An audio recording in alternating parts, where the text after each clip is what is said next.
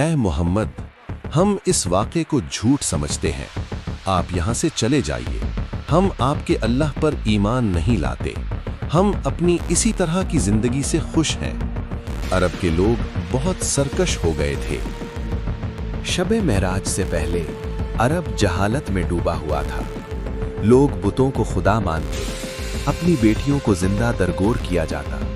جو شخص طاقتور تھا وہی سب پہ بھاری ہوتا، اور لوگ ایک دوسرے کے خون کے پیاسے تھے۔ رسول اللہ نے جب دین اسلام کی دعوت دی تو کچھ لوگ اسلام قبول کر چکے، لیکن اکثر لوگ گہری دشمنی کرنے لگے۔ ہم اسلام قبول نہیں کرتے۔ اس دور میں مسلمان بہت قلیل تھے۔ ان کے پاس نہ کوئی حکومت تھی، نہ کوئی ظاہری طاقت۔ ان کے پاس صرف اللہ اور نبی کا بھروسہ تھا۔ اسی دور میں نبی صلی اللہ علیہ وآلہ وسلم پر ایک اور مصیبت آن پڑی۔ آپ کے چچا حضرت ابو طالب اس دنیا سے پردہ فرما گئے، اور اس کے کچھ ہی عرصے بعد حضرت خدیجہ کا بھی انتقال ہو گیا، جو ہر کام میں ان کی مددگار ہوا کرتی تھیں۔ اسی لیے اس سال کو غم کا سال کہا گیا۔ اس کے بعد آپ صلی اللہ علیہ وآلہ وسلم نے طائف کی طرف ہجرت کی۔ آپ نے وہاں جا کر لوگوں کو دین کی دعوت دی، لیکن لوگ بہت سرکش تھے، باز نہ آئے۔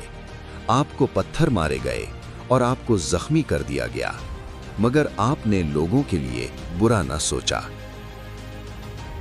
محمد، یہاں سے چلے جاؤ، ہم آپ کو نہیں مانتے۔ جب دنیا والوں نے آپ کی بات نہیں مانی اور آپ کی تنہائی اور تکلیف حد سے بڑھ گئی تو اللہ نے آسمان کا دروازہ آپ کے لیے کھول دیا۔ یہ واقعہ ہجرت سے تقریباً 1 سال پہلے پیش آیا۔ مشہور روایت کے مطابق یہ واقعہ 27 رجب کی رات کو پیش آیا۔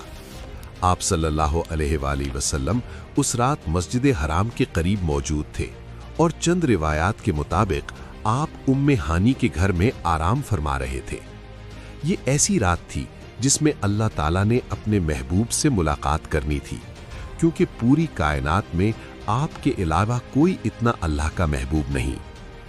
زمین پر جو آپ کو لوگوں نے درد دیا، اس کا بدلہ آسمان سے رحمت بن کر آنے والا تھا، اور اب یہیں سے ایک ایسے سفر کا آغاز ہوا جو صرف جسم کا نہیں بلکہ روح اور ایمان کا بھی سفر تھا۔ اچانک سے فرشتہ جبرائیل علیہ السلام آپ کے پاس تشریف لے آئے۔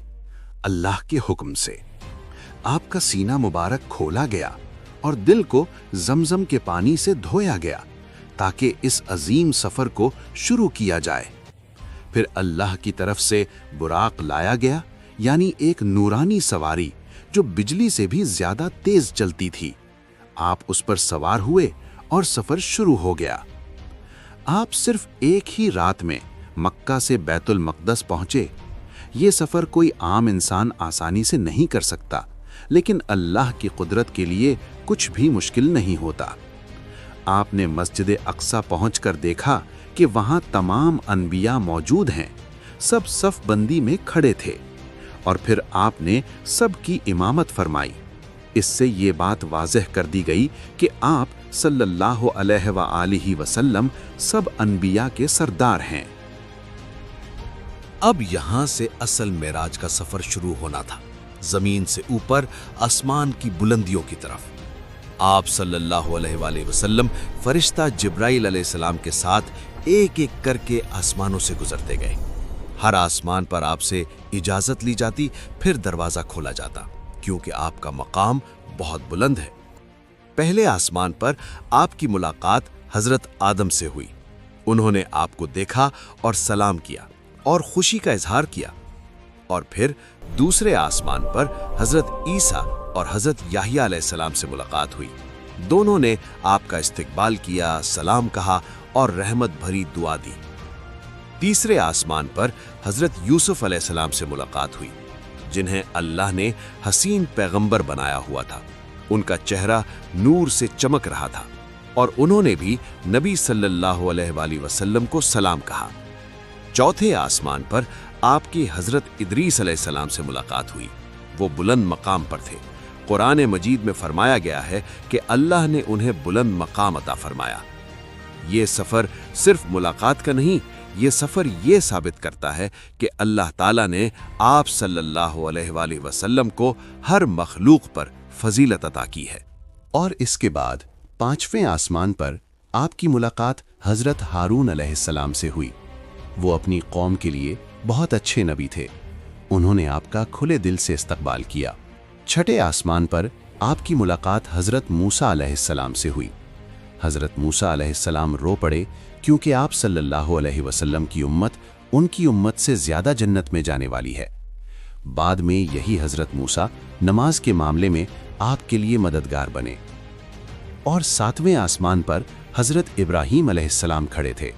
वो बैतुल मामूर के पास थे, वो जगह जहां रोज़ाना 70,000 फरिश्ते इबादत करते हैं और फिर दोबारा कभी उनकी बारी नहीं आती।